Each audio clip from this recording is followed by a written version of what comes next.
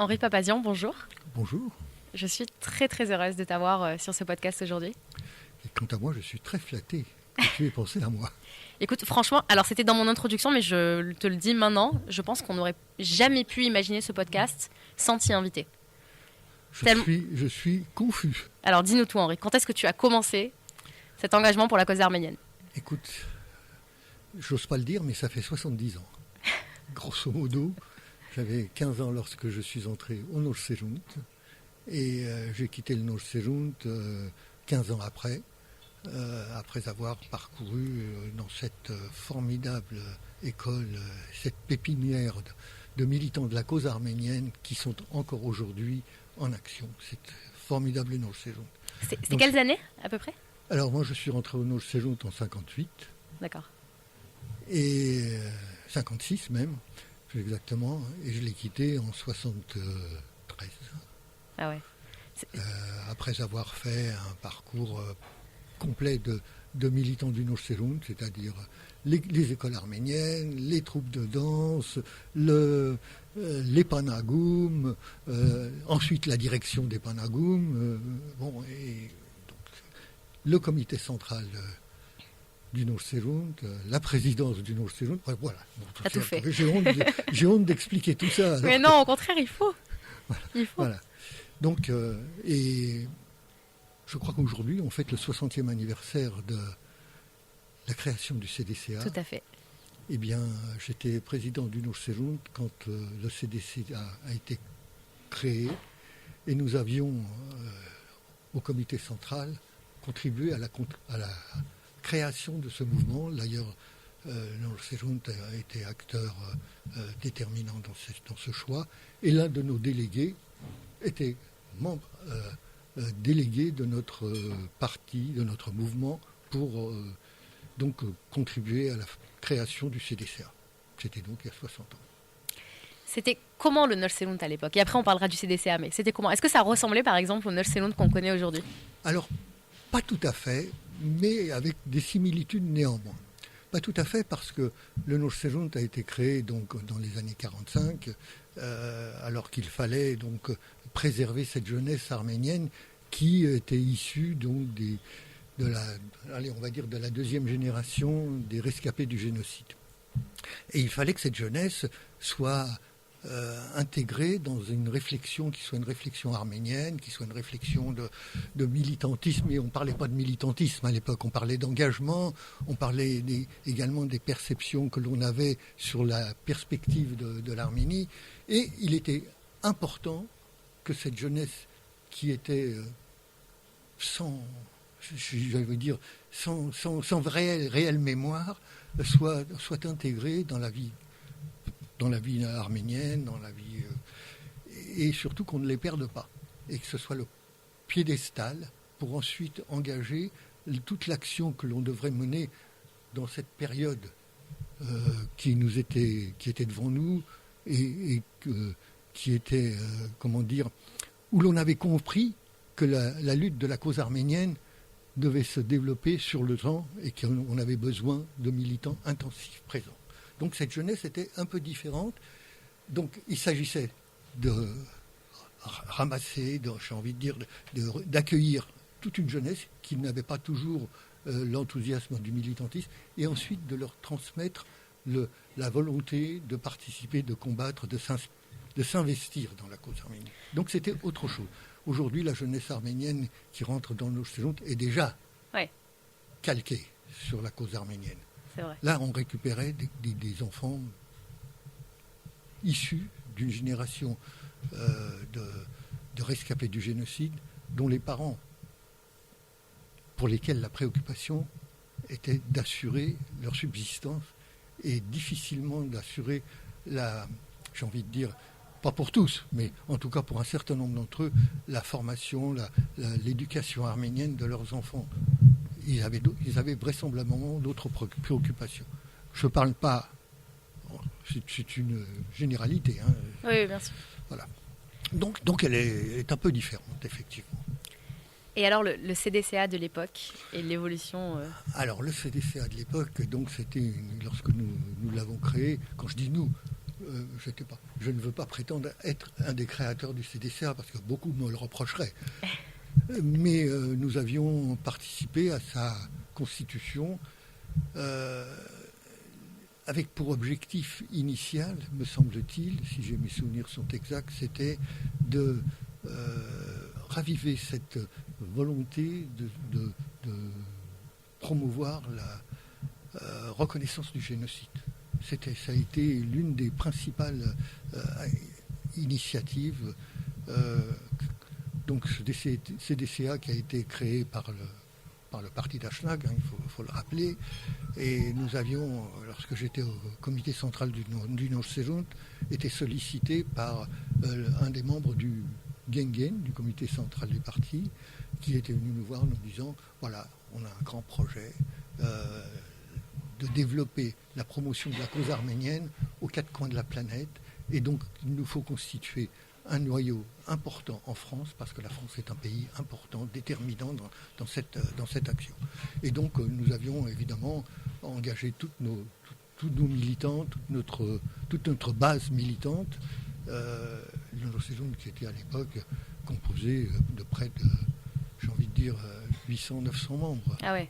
C'était une force vraiment significative, donc qui s'est engagée dans le soutien de cette initiative du comité central du parti.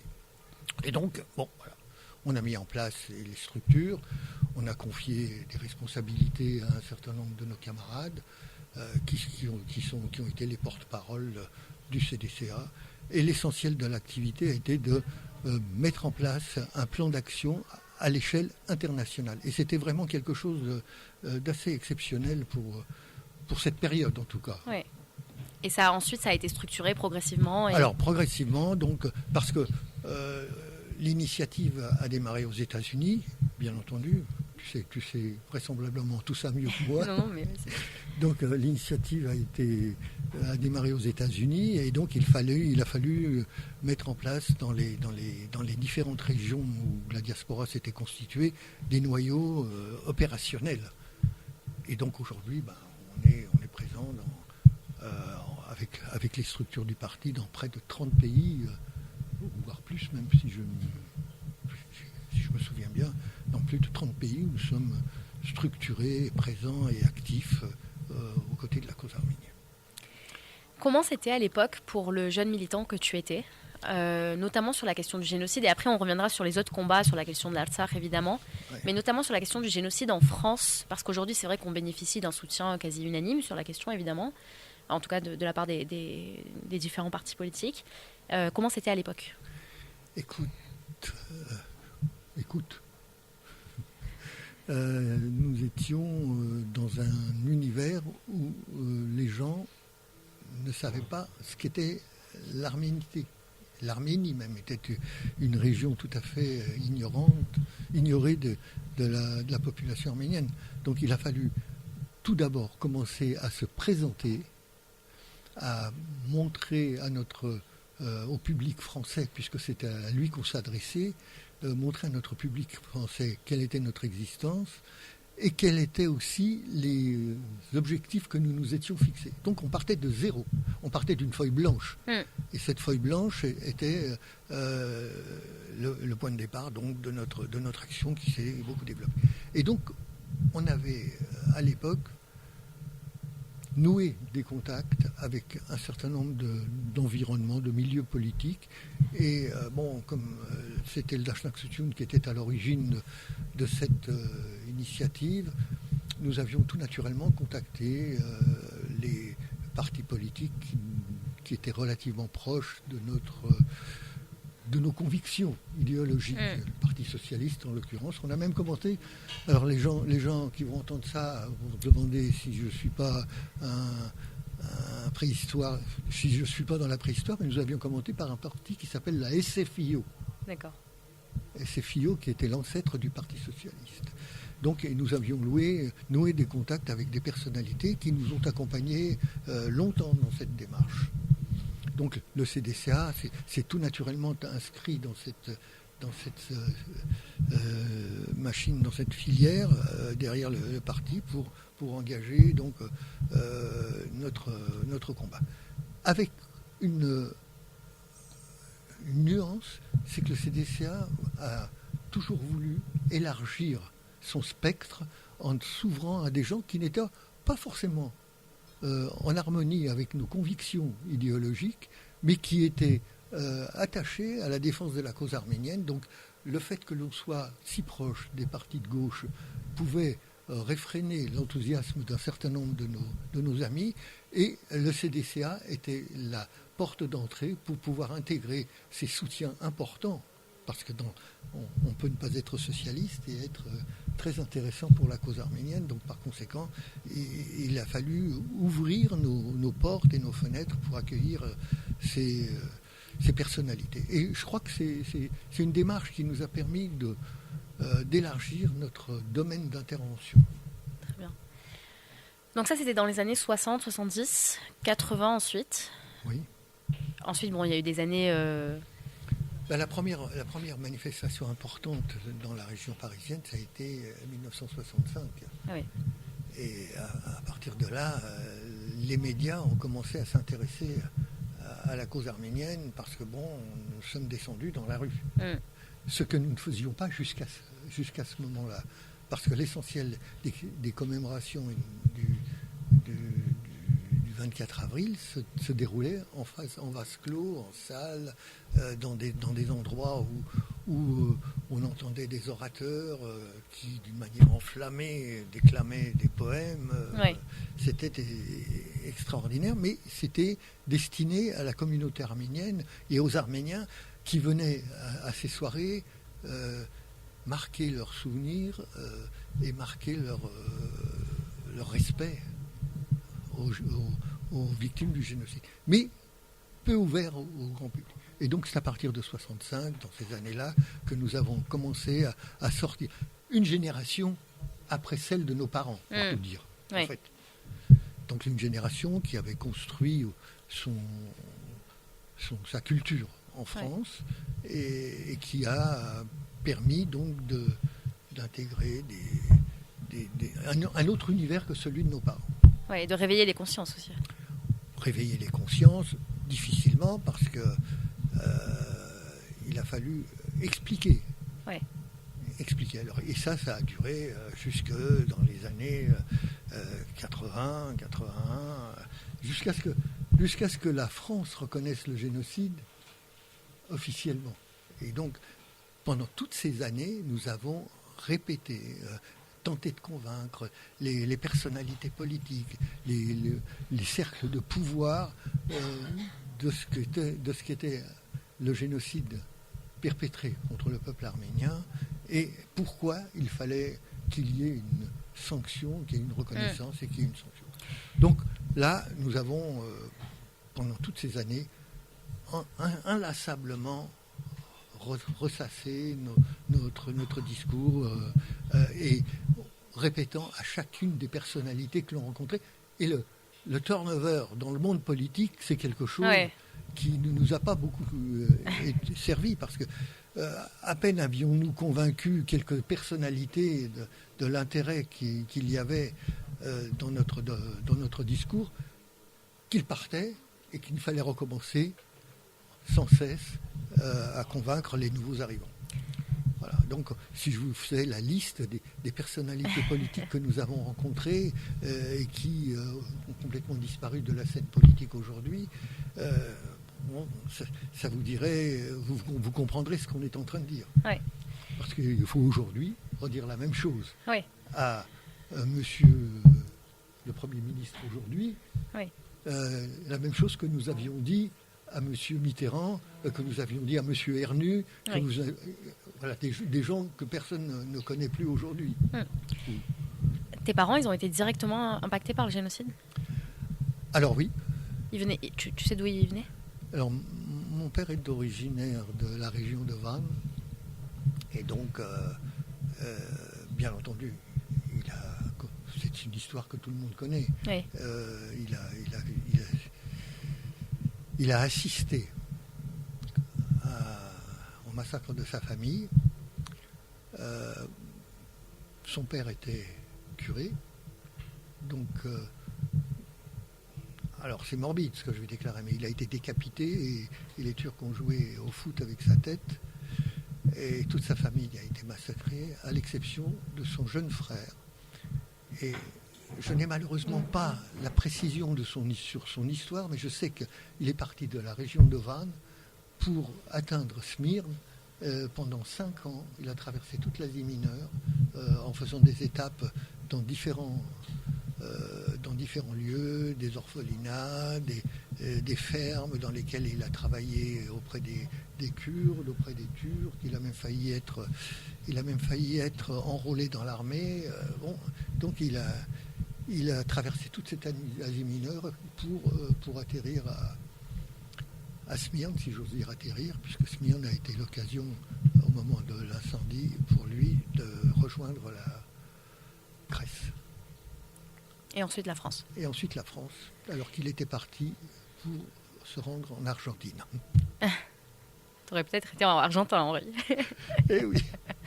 Ça faisait quoi pour tes parents qui ont vécu ça, de te voir engagé à ce point et de vous voir en fait raviver ces questions? Parce que généralement, cette génération, elle n'en parlait pas. La génération qui était impactée par le génocide. Je n'ai même pas pris le temps de demander à mon père de nous raconter son parcours, en me disant, on aura bien l'occasion de le faire. Bien sûr. Demain, après-demain, prenons notre temps. Et puis, malheureusement, le temps s'écoule et on s'aperçoit que c'est trop tard.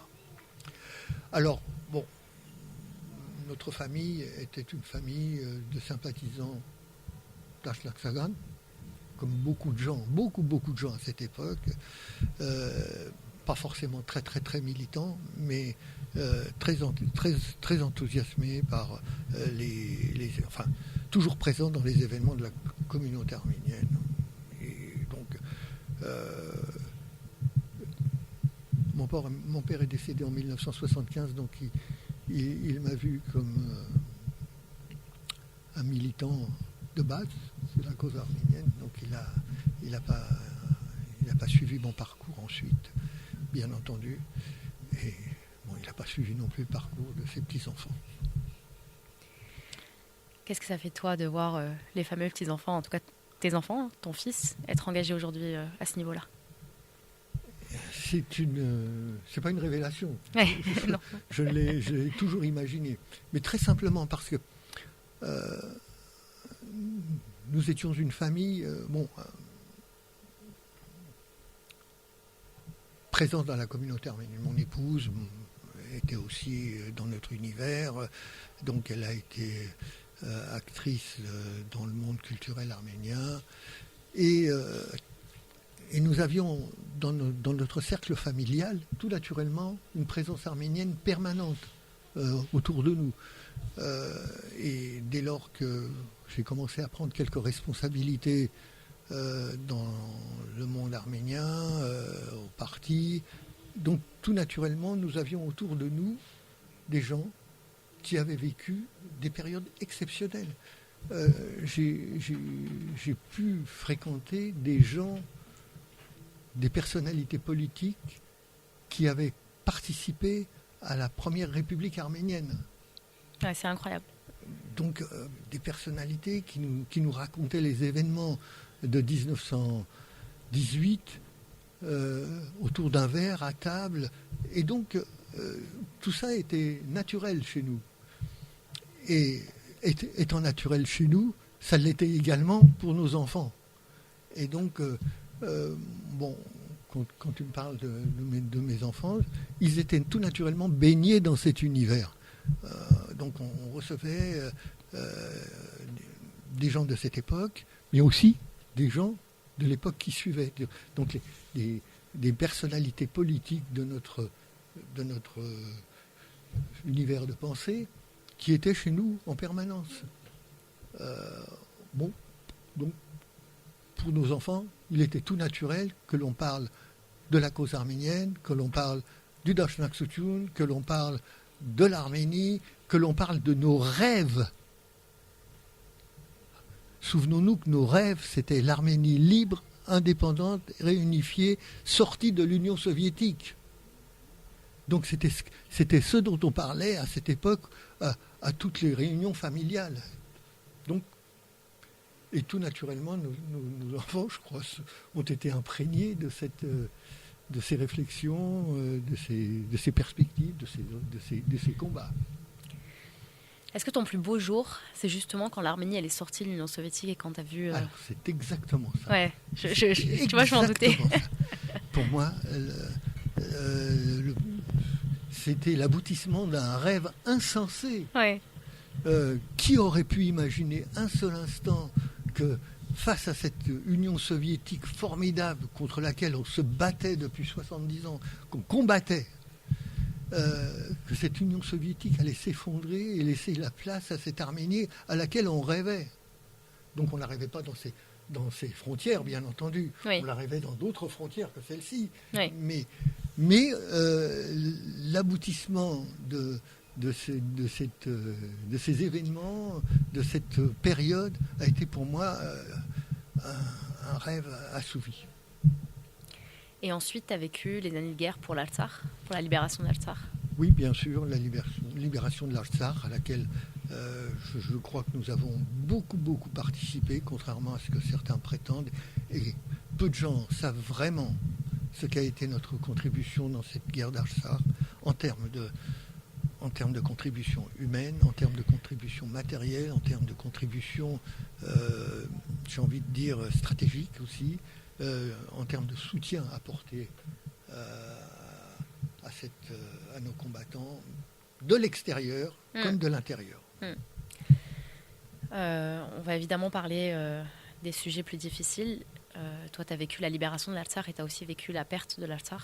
Qui a été mon moment le plus triste. Je comprends. La perte de l'Artsakh a été une catastrophe pour moi. Parce que autant l'indépendance de l'Arménie a été l'aboutissement d'un rêve, autant la perte de l'Artsakh était une déception. On s'est réveillé un matin, mon épouse qui écoutait les informations sur IPFM me réveille en sursaut en me disant « C'est dramatique, Chouchi est tombé ». Tu l'as cru ? Et on a fondu en larmes tous les deux. C'était une catastrophe à laquelle on craignait, compte tenu du déroulement de la guerre des 44 jours, mais on espérait néanmoins qu'on n'allait pas vivre ce moment. Et ça a été dramatique. Et je pense que c'est autant l'Arménie indépendante était mon rêve assouvi, autant la chute de l'Artsakh et la chute de Chouchi, car c'était un symbole, Chouchi, pour nous. Autant cette période a été angoissante. Je suis désolé. Non, bien sûr. Comment tu réagis, Henri, après 70 ans de militantisme et 110 ans après que tes parents ils étaient impactés par le génocide? Comment tu réagis quand tu vois que l'ennemi c'est toujours le même et que la volonté de la Turquie et de l'Azerbaïdjan est toujours la même, d'effacer les Arméniens de la carte? Et d'ailleurs, pardon, mais tu as parlé des organisations internationales. De la même manière, comment tu réagis quand tu vois ces organisations qui balayent tout ça de la main avec la paix, la fameuse paix dont ils parlent tout le temps Alors, la paix, bien entendu, c'est un objectif Bien sûr. Pour tout être humain, y compris donc pour les Arméniens. J'ai envie de dire surtout pour les Arméniens. Oui, mais y compris. Ouais. J'ai envie de dire y compris. On fait partie d'un peuple mondial, y compris pour les Arméniens. C'est la paix. La paix est une nécessité absolue. Et nous allons donc ne pas entrer dans cette dichotomie qui consiste à dire certains veulent la paix, d'autres veulent la guerre. Non, la paix est une nécessité absolue. Et lorsque l'on a combattu pendant 70 ans la Turquie, l'Union soviétique, et qu'on a réclamé la Genève, on a toujours prétendu que dans cette région du Caucase, il fallait établir une relation de bon voisinage avec nos voisins, qu'ils soient azéris, qu'ils soient turcs. Cette relation de bon voisinage, elle se fonde sur la volonté de chacun de respecter l'autre. Aujourd'hui, on a malheureusement l'impression que, c'est plus qu'une impression, d'ailleurs c'est une évidence, que la Turquie et l'Azerbaïdjan n'ont pas l'intention de préserver cette relation de bon voisinage, et au contraire qu'elles ont l'intention de mettre un terme à l'existence de cette Arménie à laquelle on rêve, à laquelle on aspire. Bon, donc j'ai tendance à dire que le combat doit continuer, et ça fait partie de mon réflexe, tu vois. 70 ans après, j'ai toujours envie de combattre, et ce combat, on doit le mener. Alors, comment est-ce que je réagis devant cette position de la Turquie et de l'Azerbaïdjan? J'ai l'impression, je constate que la Turquie perpétue cette intention de supprimer l'Arménie, qui est le grain de sable dans sa chaussure de cette région. Ça ne m'étonne pas. Ça ne m'étonne pas, mais il va falloir que l'on puisse convaincre les générations futures, en Turquie comme en Azerbaïdjan, de la nécessité d'établir des relations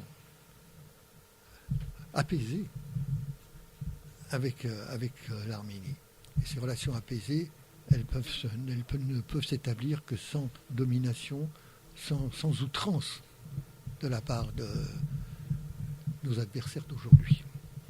Bon, ça fait partie du combat qu'on doit mener, ça fait partie des objectifs que l'on doit développer, et ça doit s'établir, ça doit se mener simultanément, conjointement, entre l'Arménie, 29 000 km², et la diaspora. L'Arménie, 2 millions d'habitants, 2,5 millions, disons 3 millions si vous voulez, et la diaspora comprenant 8 millions d'Arméniens. Quand même, souvenons-nous, qui sont installés malgré eux, qui se sont installés malgré eux dans ces régions qui sont aux quatre coins de la planète. Donc, notre travail continue. Et donc, je souhaite effectivement que les gouvernements d'Arménie aient cette clairvoyance qui leur permettra de sauver, de sortir de l'ornière dans laquelle ils nous ont entraînés. Parce que,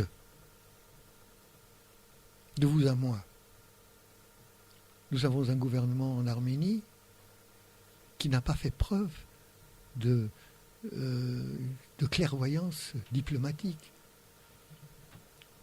Que l'on veuille se tourner, comme l'a fait M. Pachinian, vers l'Occident, je le comprends volontiers.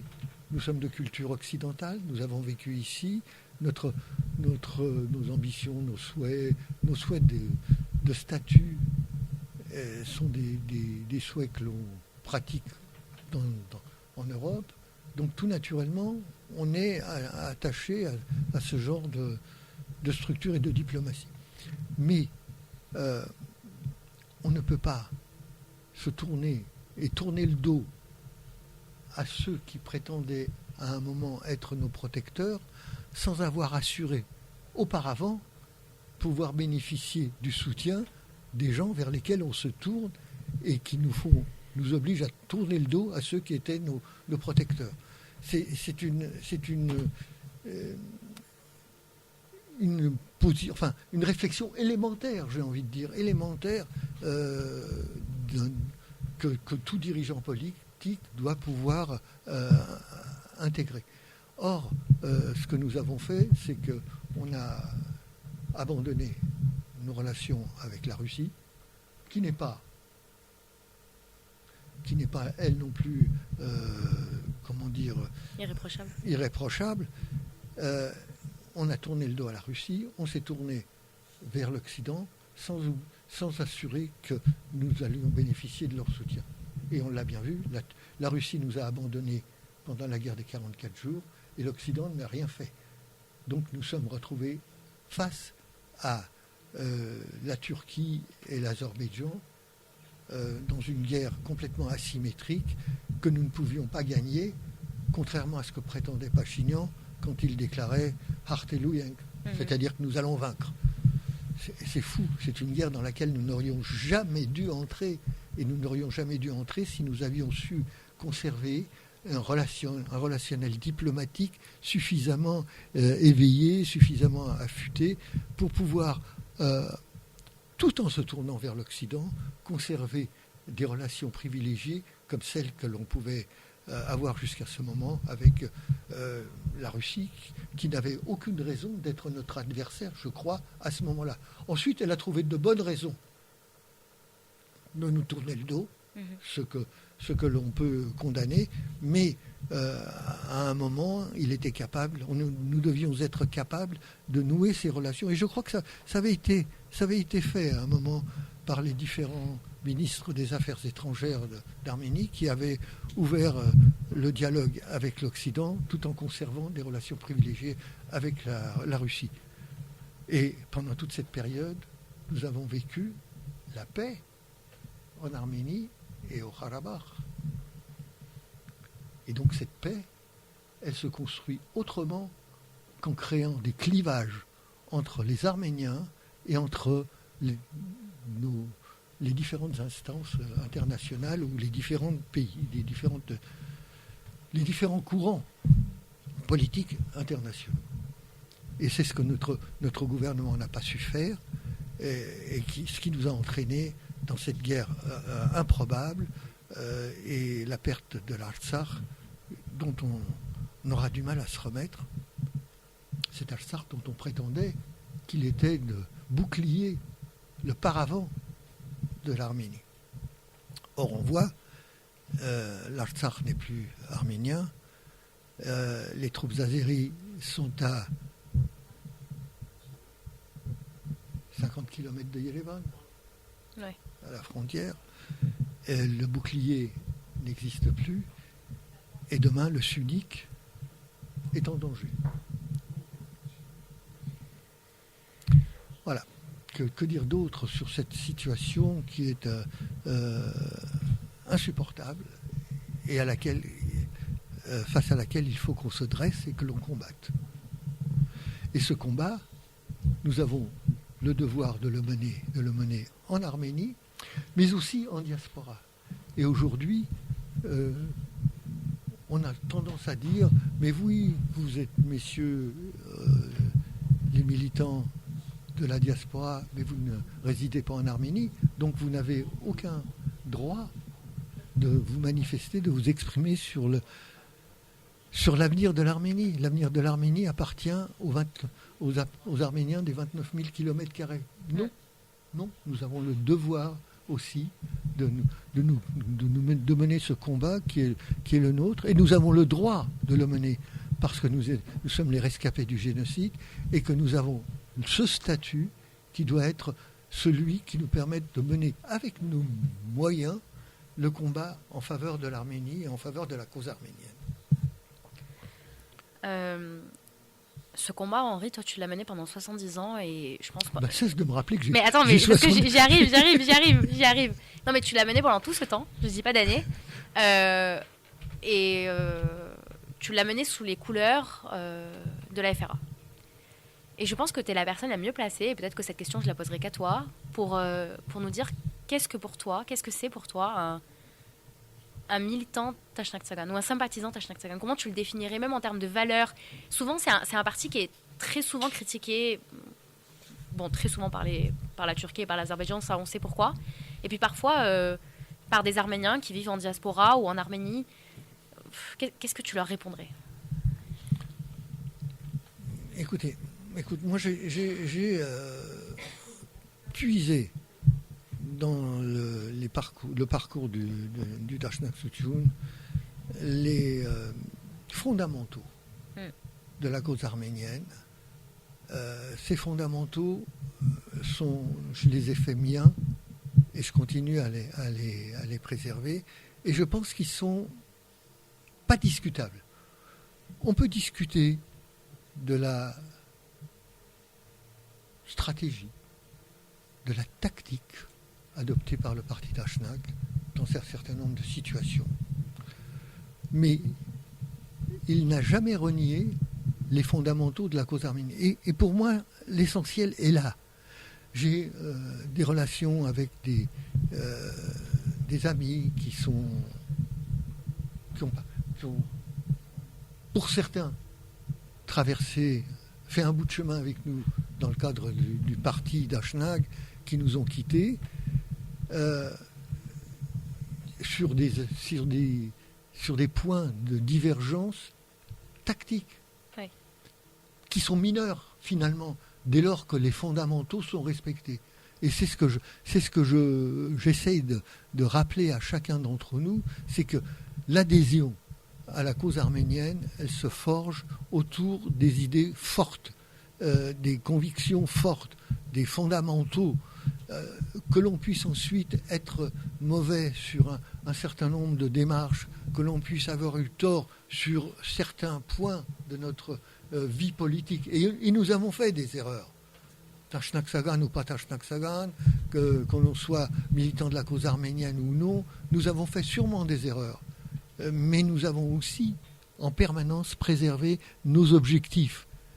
Je le disais tout à l'heure, quand je suis rentré au parti, l'objectif était l'aboutissement à une Arménie libre, indépendante, réunifiée, c'est-à-dire à la création d'une république arménienne.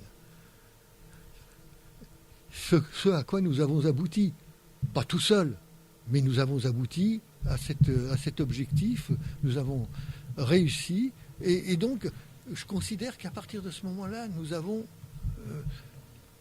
les bases minimum nécessaires pour pouvoir ensuite se dire engageons-nous aux côtés des supporters de la cause arménienne. Alors aujourd'hui c'est le parti Daşnak, mais il n'y a pas que les Daşnak Sagan. La cause arménienne n'est pas le privilège unique du parti Daşnak Sutyun. La cause arménienne appartient à tous les Arméniens. Donc tous les Arméniens doivent pouvoir contribuer à son aboutissement. Et je considère que le Daşnak Sutyun peut être un des vecteurs de l'aboutissement à ces objectifs. Mais en tout cas, je n'ai pas de déception de ce côté-là. Je trouve que nous avons eu raison. C'est affreux de dire ça.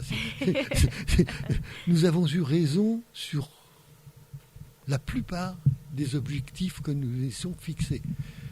Et dans les débats publics dans lesquels nous sommes engagés, en interne comme en externe, c'est-à-dire en interne, je parle du parti, ouais, en externe vis-à-vis de la communauté arménienne, où nous nous sommes trouvés confrontés à des divergences avec un certain nombre de membres de cette communauté, nous avons in fine eu raison, en passant par des détours peut-être, mais in fine, nous avons eu raison pratiquement toujours.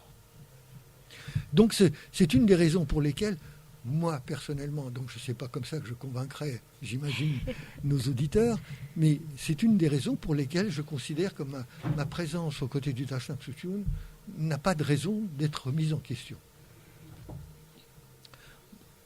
Et je souhaite que tout le monde adhère à cette idée, bien entendu. Il y a un format, Henri, qu'on a envie de tester dans ce podcast, c'est de se replonger dans les pages du journal Hayastan. Et là, on a sélectionné un extrait pour toi. C'est un extrait qui a été publié en 1950. Et c'est un extrait qui cite Léon Blum.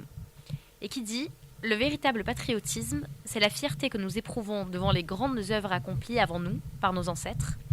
C'est aussi l'ardeur et la volonté que nous apportons pour continuer leurs œuvres. » Qu'est-ce que ça t'évoque ? Ça m'inspire beaucoup d'admiration pour les fondateurs de la République arménienne de 1918. Car, rappelons-nous, 1918, nous sortions du génocide, le peuple arménien était dans un état de délabration totale, il explose aux quatre coins de la planète, et un noyau d'Arméniens converge vers le Caucase à l'est donc au-delà de Van. Et donc, il se pose dans une région où il n'y a rien. Il n'y a rien. Yerevan était une bourgade. Les intellectuels arméniens étaient à Tiflis.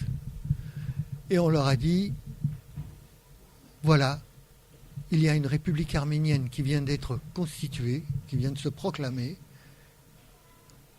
Il faut la construire. Ils ont construit cette république arménienne à partir de rien. Mais de rien. Mais de rien. Une feuille blanche. Il n'y avait dans cette région aucune administration, aucune structure, aucun parti politique réellement installé, capable de prendre en main et en charge les destinées d'un peuple. Rien. Il a fallu créer l'État arménien, l'administration, un gouvernement, l'éducation nationale, la santé, l'armée, mais à partir de rien. Quand on parle aujourd'hui d'un gouvernement en France qui doit faire évoluer telle administration, on a une base, on a un passé, on a un historique. En 1918, il n'y avait rien. Et donc, ces hommes et ces femmes ont mis en place une structure, on construit un pays, une administration. Et c'est une admiration formidable. Quand je reprends les écrits de cette époque et que je constate que dans quel état de difficulté il se trouvait, c'était inimaginable. Et ce pays, donc cette région qui s'est constituée en un État, une république, a mis en place une administration, une administration internationale, un ministère des Affaires étrangères, des ambassades, en 2 ans et demi. Pas plus. 2 ans et demi. Et pendant 2 ans et demi, on a mis en place des structures dont on rêve aujourd'hui encore. L'éducation nationale, le vote des femmes, les universités, enfin, tout, rien. On est parti de rien et on a tout mis en place. Et c'est ce qu'on a légué à l'Union soviétique, à l'Arménie soviétique, qui s'est appuyée là-dessus pour pouvoir ensuite entamer son évolution. Difficile, mais son évolution. Donc cet article me rend extrêmement fier quand je pense à cette période de notre histoire. En un mot, Henri, pour conclure, qu'est-ce que tu souhaites à la cause arménienne sur ces 60 prochaines années ? Je n'ose pas rêver à l'Arménie libre, indépendante et réunifiée telle qu'on l'imaginait sur cette carte. Mais c'est décidément vraiment l'objectif vers lequel nous devrions nous tourner en d'autres termes que ceux que l'on appliquait à cette époque.